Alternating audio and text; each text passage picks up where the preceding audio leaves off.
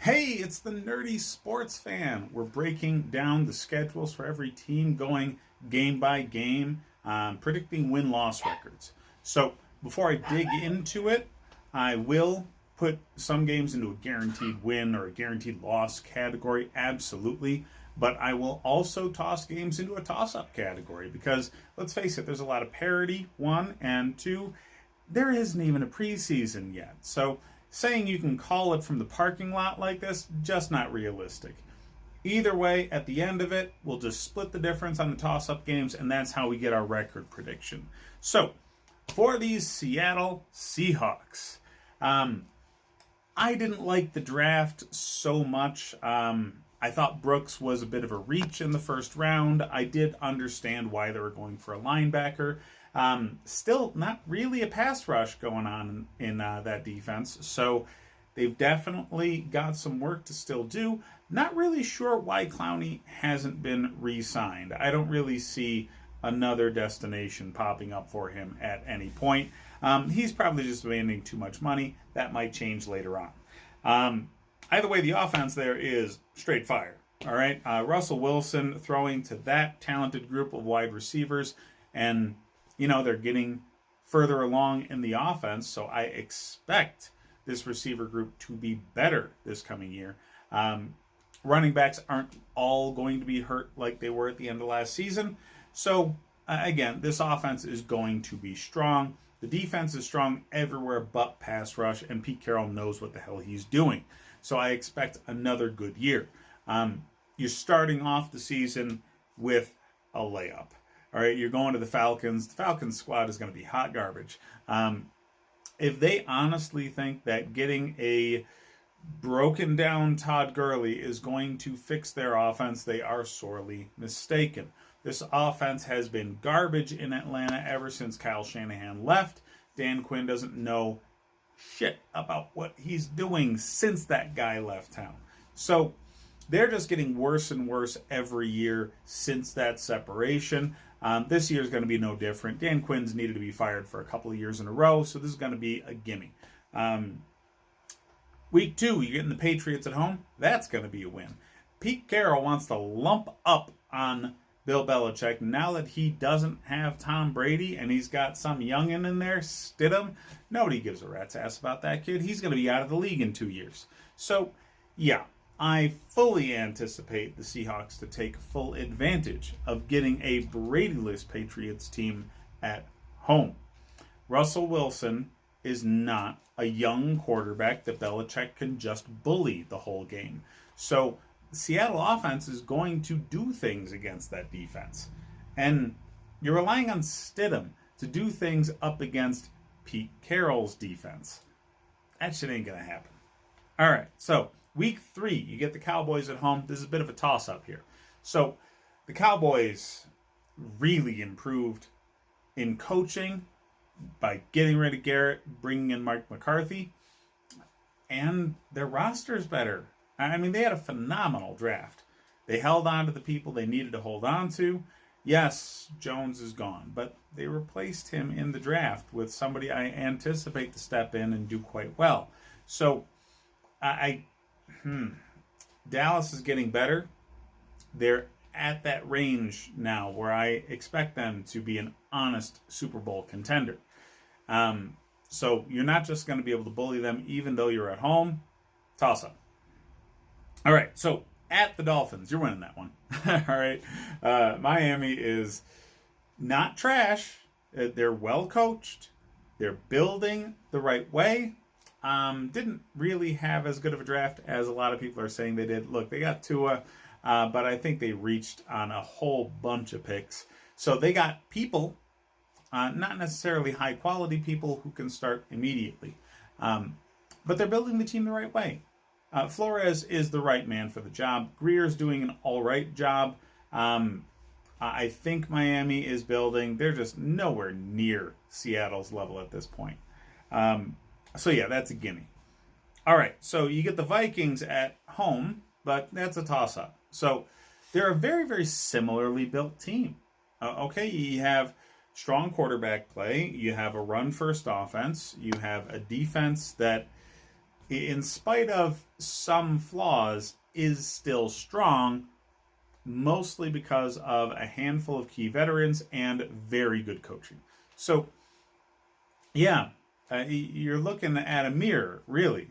Just, Russell Wilson is a big game player, and Kirk Cousins really isn't. The thing is, this isn't necessarily a huge game.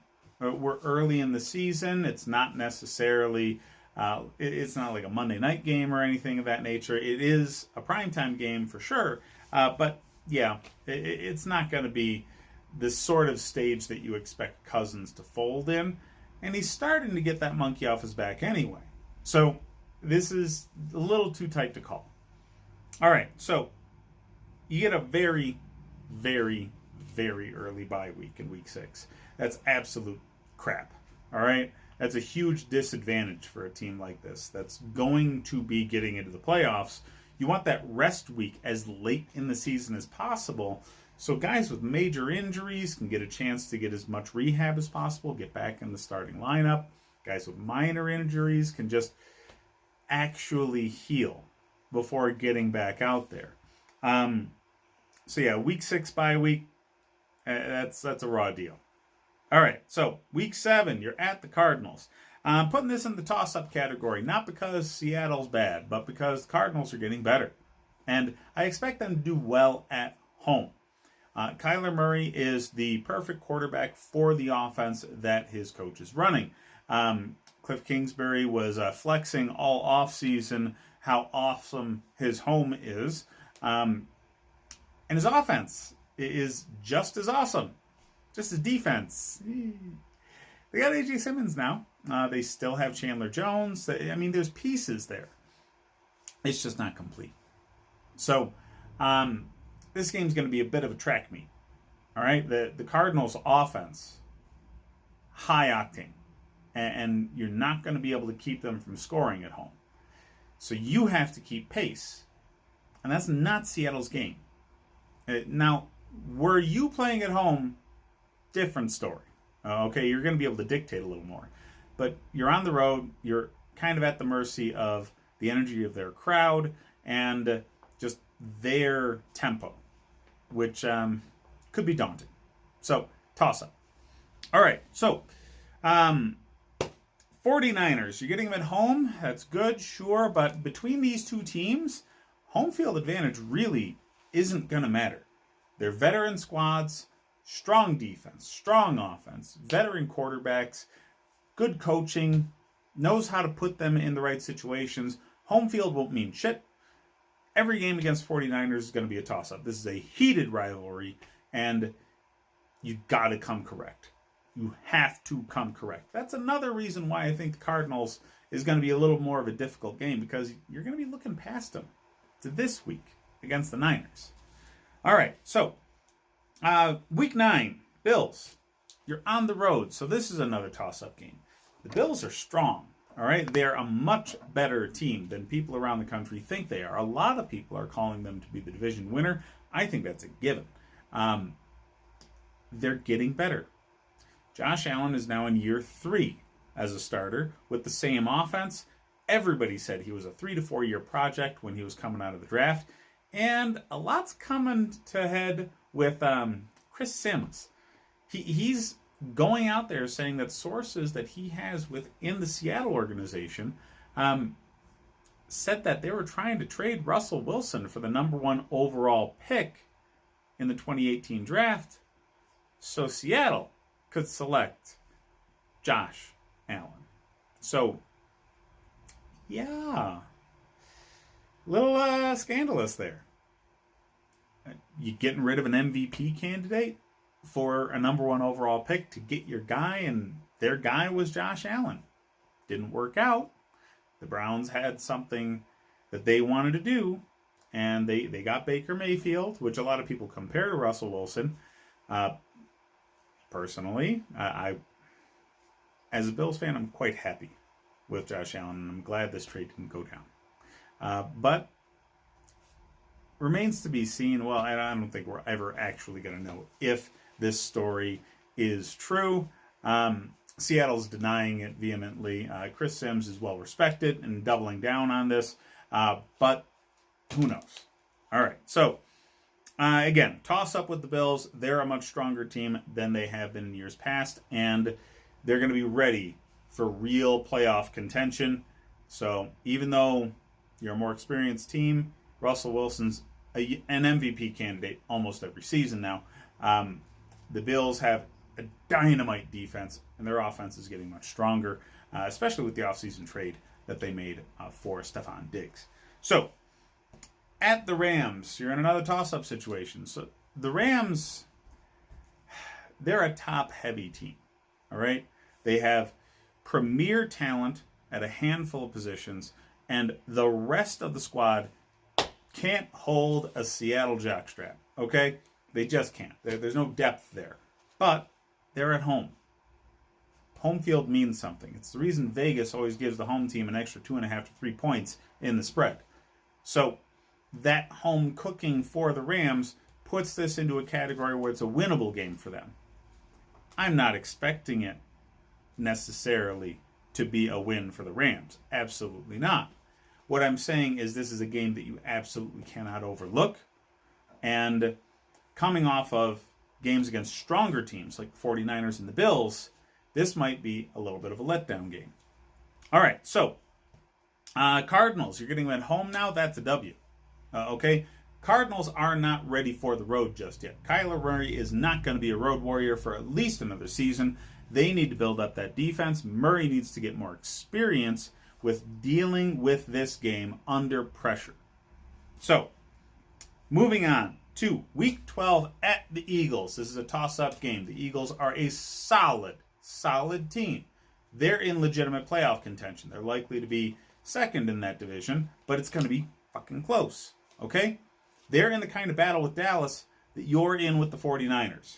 It's going to come down to the last couple of weeks who wins that division. They're a solid team, okay? They won a Super Bowl a couple of years ago. You cannot deny the talent on that roster. They were hurt all over the place last year.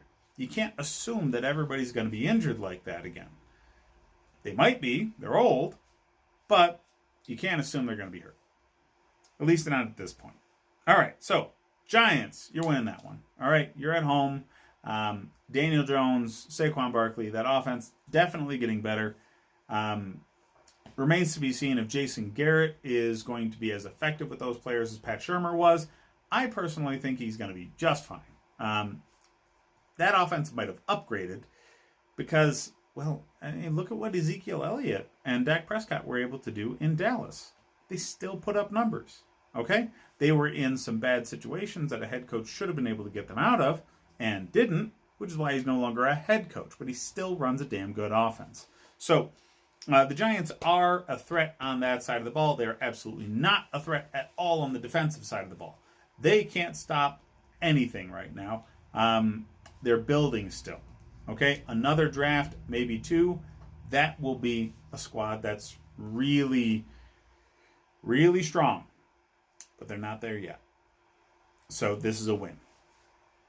All right, so now getting into Week 14. You're getting the Jets at home. That's a win. The only worry I have with this one is you're entirely overlooking them. It can be a bit of a trap game situation. I don't think trap games are as big of a problem with teams that have very strong leadership, which Seattle does. Russell Wilson and Pete Carroll are absolutely not going to let this team falter to a team that has no business being in the same stadium.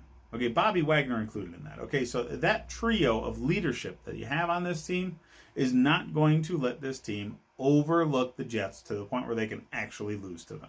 All right, the Jets are hot garbage right now. You need to just step on them. All right, so at Washington, that's a win. What do you know? Another team on the schedule that's absolute trash. Washington is going to be in contention for the number 1 overall draft pick because they're terrible, okay? Who knows who their quarterback's going to be? All right, it could be Haskins. It could be Alex Smith coming back from injury. It could be Cam Newton, okay? Who knows? that kind of question marks surrounding the premier position on a team, not a good sign.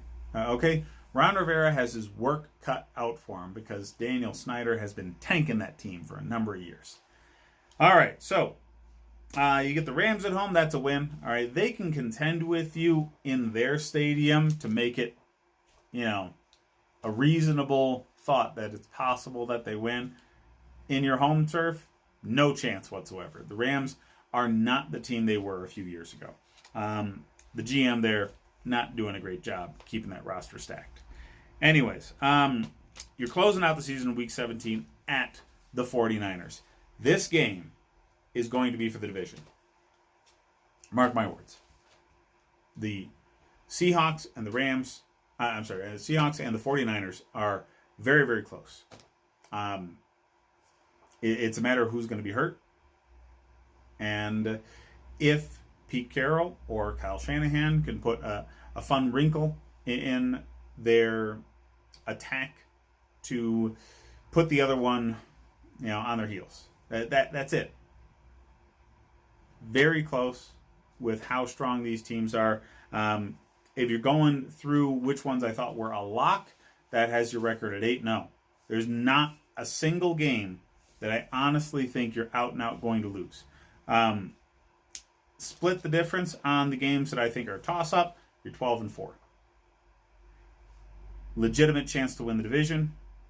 If you're not winning the division, you're in second. You're still in the playoffs either way. So another year, much like last year, where it comes down to the last week, who's getting home field advantage. It's going to be a very fun season to watch. That last game on the schedule might be the game of the year. The level of intensity that these two teams bring to each other is very, very exciting to watch.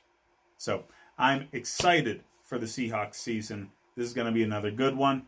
Like and subscribe if you enjoy the content. Hit me up in the comments. Let me know what you think is going to happen for this year for Seattle. Hit me up on Patreon.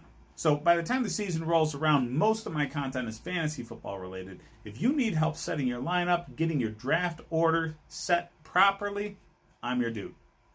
Thanks for watching, guys.